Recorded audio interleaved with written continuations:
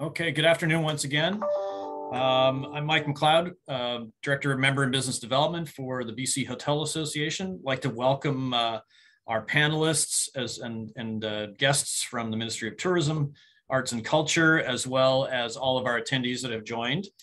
This session is all about the Tourism Accommodation and Commercial Recreation Relief Fund, and in particular, specifically the Stream 1, which is the large hotel accommodator or large accommodator provision in that grant program. This program was announced a few weeks ago, I think on January 14th. And the deadline for applications is quickly upon us here at the end of, I guess, the 11:59 on February 14th, so Monday evening. So we wanted to take an opportunity to just keep this sort of conversational, answer questions. We have a couple of great representatives here from the ministry, which I'll introduce in a moment.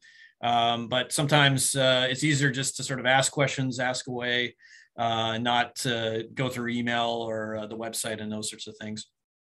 And we know there are quite a few questions with regards to eligibility criteria for this program. Again, this is in relation to the Tourism Accommodation Commercial Recreation Relief Fund and the Stream 1, which is the large accommodator stream. My pleasure here to introduce the director from Ministry of Tourism, Arts and Culture, Jonathan Menold. And maybe, Jonathan, you could start with your introduction and then pass off to Anita. Maybe you can give us a little context of this program. Great, thanks a lot, Mike, and thanks for everyone who's joined us here this afternoon for a little information session. So I'm Jonathan. I'm the Director of Economics and Analysis here at the Ministry of Tourism, Arts, Culture, and Sport, and I'm also the Project Director for this program that we're here to talk to you about today. And I'm joined with my colleague Anita, and I also have Autumn and Liz on the line as well. So what I thought I would do is just talk a bit about the program itself before we get into some questions and answers. But before I even do that, I just want to acknowledge that I'm calling in from the traditional territory of the Lekwungen speaking peoples, so known as the Esquimalt and Songhees nations. And also just to thank Mike, Kelsey, and Ingrid and her entire team for setting up this call. Really appreciate it. So today we're talking about the Tourism Accommodation and Commercial Recreation Relief Fund. This is a new pot of funding, and there's three sort of aspects or three different streams under this grant program. And we're going to be talking to you about the first stream, which is relevant to hotels and other large accommodation providers.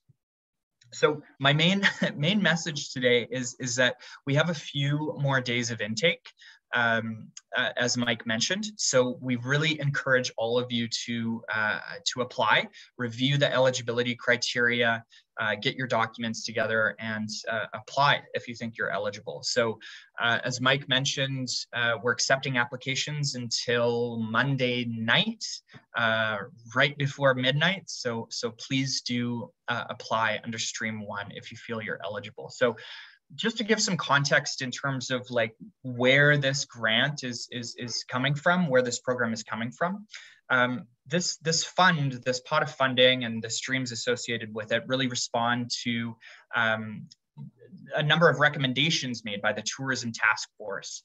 And one in particular was a recommendation that the province support tourism businesses with fixed costs.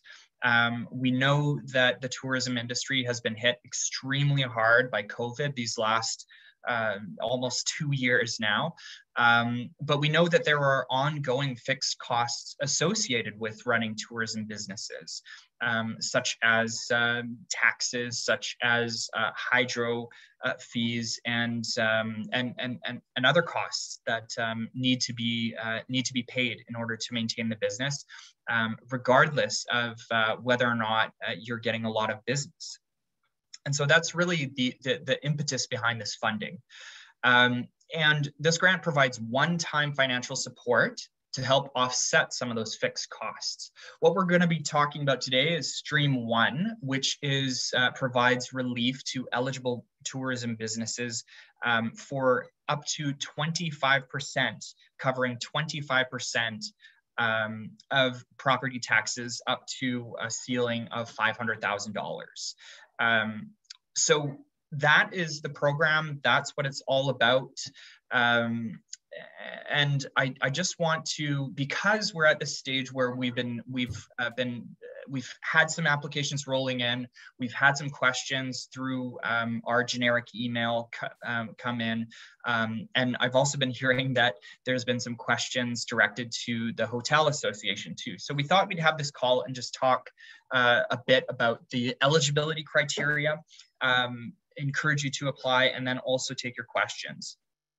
So I'm going to start off with the general eligibility criteria. These are basic requirements that you need to meet to qualify for any of the streams, including Stream 1. So to be able to be successful in your application, you need to be majority owned by one or more BC residents. So you have to be a business, and you have to be majority owned by one or more BC residents. That's a requirement.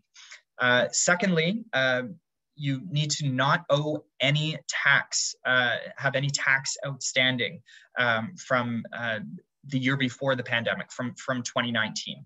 So, and you need to be able to prove that with your documents as well. Another thing I'll mention is that we know that there are some businesses that have had to reduce their hours or even close temporarily. You are still eligible to apply. If you're closed temporarily, if you're seasonally closed, these sorts of things, the businesses that are not eligible to apply are those that have permanently ceased operations. So if you're in bankruptcy proceedings, if you've wound down your business, you're not eligible for this funding. The reason being is this funding is really to set up businesses for the next season and beyond. So you need to meet all of those eligibility criteria to start with, right? Now, when we go into Stream 1 criteria, and I'm just going to be reading directly from the website, so you don't need to take detailed notes or anything like that. All this information is available on our website. For Stream 1, eligible applicants in this stream include hotels, motels, resorts, lodges, and strata hotels. Now, I just want to note at the outset that the intent here is really to provide support to large accommodation providers. So those that own the business, those that own the hotel, those that own the large resort, whatever it happens to be. So the implication is, if you are an individual that owns a unit in a strata hotel, you are not eligible for this funding. There are other supports we can point you to, but this is a grant designed for tourism businesses, not for individuals. The second thing is that to be eligible, and this speaks to the group we have targeted with this funding, you need to employ 150 or more people for at least 4 months of the year, and we're looking at 2019. A question we've gotten a few times is, what do you count as employees, right? Is this full-time, part-time, contractor, subcontractors? Like, what does that include? Seasonal workers? And my answer to that today is yes, you can include all of those workers. So to get to that 150 mark, you can include part-time staff, seasonal and contract workers. You also need to operate on the land that you own. So the land that you're paying property taxes on, presumably, is land that you own, and you need to operate your business on that land. You also need to have paid property tax in the past. So at a high level, those are the key pieces of criteria that we're using to assess applications as they come in. And I'm happy to go into a bit more detail. We can talk about the specific types of documents we're looking for, what's in scope, what's out of scope, all of those sorts of things. But right now, I would like to just open it up for questions to the group, and we can have a bit of a back and forth as needed. So I'd like to just open it up, and please feel free to speak up. Kelsey's saying use the Q&A function to submit your questions. So right. Yeah. Yeah, and I'll just make a note. We put the link to the website in the chat.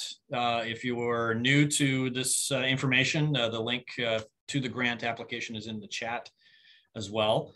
As we await for a few questions to populate in the field there, please use the Q&A field or the chat field, and we'll go through and answer all of the questions. There were some questions submitted prior, and Jonathan, if we could just sort of address eligibility for newer businesses. So anyone that might have opened their business in 2020, would they qualify in this situation? Yeah, so great question. Thanks, Mike. So we are looking to support businesses that have been negatively impacted throughout the pandemic and have seen decreased levels of business as a result of the pandemic. The implication there is that we actually do need the business to have been established, at least in 2019, to be able to prove that they were impacted by this pandemic. Totally support new businesses opening and operating, but this funding is targeted at businesses that were open prior to the pandemic and that were negatively impacted by the pandemic. Perfect. And I'll try and categorize these questions. So we'll stick with eligibility, and then I know there's a couple of questions regarding the employee count and threshold. How would you answer sort of questions related to more complex ownership situations, whether those are joint ventures, those sorts of things, as well as hotel groups, for example, that might have 6 or 7 properties that are owned under either a one banner or several subsidiaries under a larger company? How would you address the eligibility on that?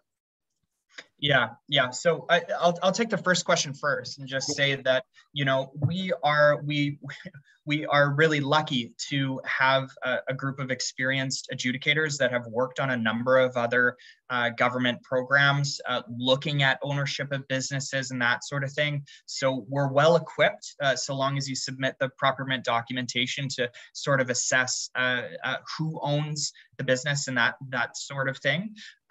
So you need to submit your ownership documents and to show that the majority ownership, the person who owns, person or persons that own the majority of the business, they reside in BC. That's the key thing. So that's the first question. The second question is also a really good one. So this program was designed to support the first stream, I should say. The first stream is designed really to support businesses that maybe did not qualify for other forms of, types of funding, COVID recovery funding. So the province has rolled out a large amount of financial support across all sectors, including the small and medium-sized business grant. Now, this program was designed specifically to capture those businesses and provide support to those businesses that were not eligible for that funding. So if you look at situations where there's a number of different properties or hotels, that sort of thing, that have less than 150 employees per entity, they would have qualified for that funding under the small and medium-sized business grant. So our intent with this program is really to provide support to large hotels, motels, resorts, lodges that employ 150 people, not to a group of hotels that together, may employ 150 or more people. So that's my answer to that. Having said that, if you have questions, if you're not sure, if you qualify, if you have a special case or or just want to get more information about that requirement, the 150 employee requirement, please get in touch with us, send us an email. We'll throw up the generic email in the chat shortly, or email myself directly. We're happy to work with you, and we just really encourage you to apply. Review the eligibility criteria and apply. Great, thanks, Jonathan.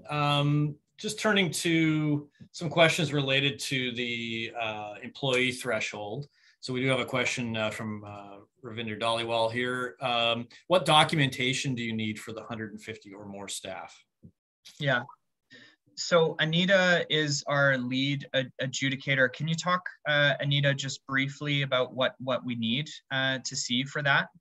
Yeah, we're just asking for the 2019. So again, the employee threshold is based on 2019 numbers. So we're looking for the 2019 T4 statement of remuneration paid. So it's basically the T4 summaries that we're looking for 2019. And on the application form, it is broken down into full-time, part-time, contractors on call. Thanks, Anita. Right. And then a follow-up question here from Ravinder as well. So just to clarify, going back to eligibility, so if you receive the BC Recovery Grant, you will not qualify for this large accommodation provider grant. I guess I think you clarified that earlier, but maybe you want to restate that. Yeah, so the intent with this program really stems from the Tourism Recovery Task Force, which looked at what are the gaps, what can the BC government do, what should the BC government do to support the tourism industry specifically. And so this program was developed based on that recommendation to support businesses with fixed costs, also acknowledging that not all businesses qualified for the small and medium-sized business grant. So there's a lot of funding handed out through that process, and this process is really designed for the large hotel operators. Great. Anthea McKinnon in the chat asks, ownership of the bricks and mortar of the building is different from the ownership of the employees. Which entity needs to qualify for this grant? Great question. So yeah, I would say that, it's about the ownership of the business. So, and for Stream 1, you really need to own the property that you're operating from, pay property taxes on that property, and also through that same business, employ 150 or more employees. So, but if you do have, a bit of a different structure that that answer does not sort of, speak to what you're trying to get at, please do get in touch and ask us that question. Yeah, that's great. And the generic email is in the chat there. Great. Another question submitted earlier regarding the property tax evaluation. If property taxes are paid by the holding company, invoice is in the holding company's name, but is passed on through lease payment by the operating company who pays the employees, would the operating company still be eligible for relief? Yeah, so again, looking at, they're fully acknowledging that there are many different types of ways that businesses can be structured. And I'm totally aware of the fact that businesses are often structured as different entities, sometimes to limit liability, to isolate liability to one entity or another, right? Or from another. So, again, I would say it just comes down to the important piece is going to be the ownership of that overall company, right? So that holding company, looking at that ownership, is in fact a majority share of that company owned by a BC resident or not? That's what I would start with. If so, we can dig deeper into those questions and evaluate your application as it comes in.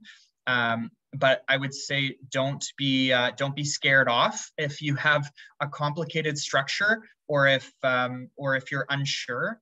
And if you don't want to put a ton of effort into drafting an application, if you're not sure, again, just get in touch with us. Happy to jump on a call with you or go back and forth on email about your particular situation. Excellent. And just a reminder to our attendees here, please use the Q&A function or the chat function to send any more questions in. Back to the Q&A, Arif Kassam asks, and this is going back to sort of an owner that might have multiple operations. So, and again, this may be a clarification, Jonathan. So if an entity owns more than one hotel to get to 150 employees, does that mean they would not be considered large hotel operator? Yeah. So thanks again for the question, Mike. So, the intent of this program is really to provide support to those large operators, again, that were left that may have not qualified for other programs, namely the small and medium-sized business recovery grant.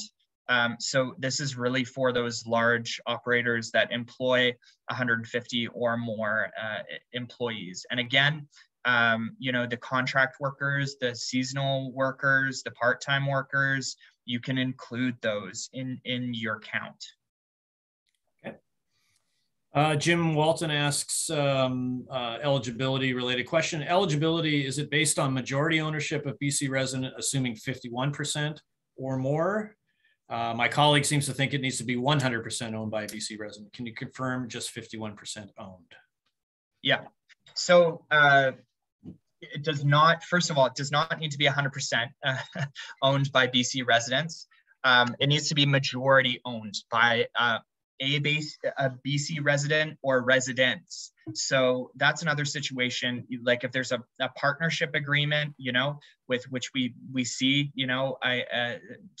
two partners owning the majority of the business, they live in BC, maybe they have an investor that lives somewhere else. If those situations, those hotels would likely qualify. And again, I can't speak to particular applications without seeing them in front of me on this call, of course, but I would just encourage people to apply, and you don't need to be 100% BC owned. Great. So we just have a few more minutes with our guests here.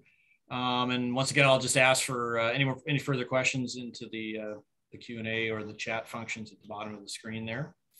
I'll open this up, Jonathan or Anita. Any other sort of comments that have come to mind as we've gone along here that you wanted to pass along or circle back to? No, nothing. For me, nothing that I haven't already said.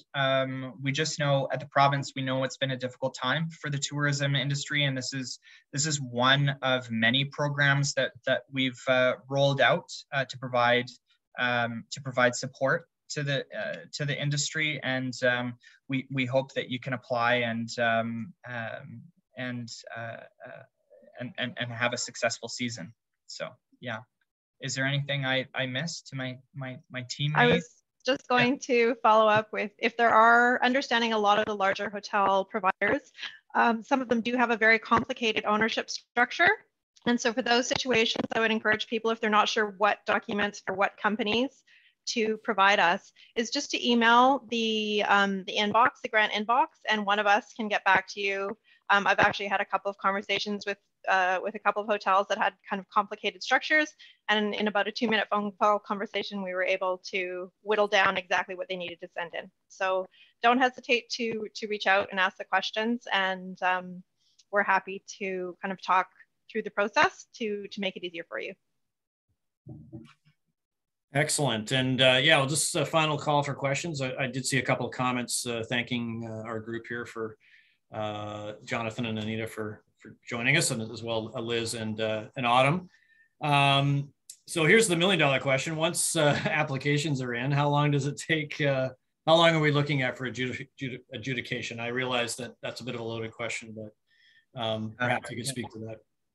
Yeah. So we're cognizant that people are wanting to know, right? When can I get an update? When can I expect to see funds deposited? That sort of thing. And the answer is it really depends on, because we've been assessing applications as they're rolling in. So the earlier you apply, the earlier you can expect to have your application adjudicated and get a notification about that, and then funds will roll after that. I would say that this is one of 3 streams that we're dealing with in this program. So our team is working as fast as they can, and we will give updates to you in writing, sort of from the time you submit your application to when you follow up, emailing the general inbox. We can give you some rough estimates, no guarantees, but yeah, we hope to process the applications as quickly as we can. Fantastic. Thanks for taking that one on, Jonathan. Appreciate it. So we'll wrap up. And again, my thanks to Jonathan Menold, Anita, Elizabeth, and Autumn as well. Thank you so much, guys, for putting together this information session for our members. We hope for our members that are on the call that you'll be able to take the opportunity to get an application in. As Anita referenced, if it's a complicated ownership situation, probably the best piece of advice is to get the application in and then get sort of in the system, so to speak, to see if something can be done, if an offer can be, or a grant opportunity is available, or relief opportunity, I'm sorry. In the chat, once again, is the link to the website and all the information there. It's rather lengthy, so please just go in there, and we'll leave it in there for a few minutes to access, as well as the email address for questions, which goes, I presume, to this group here that's on the call, and they will respond accordingly. And finally, we are recording this. We will turn it around and get it out to all of you who are on the call, but also those who were unable to join us today.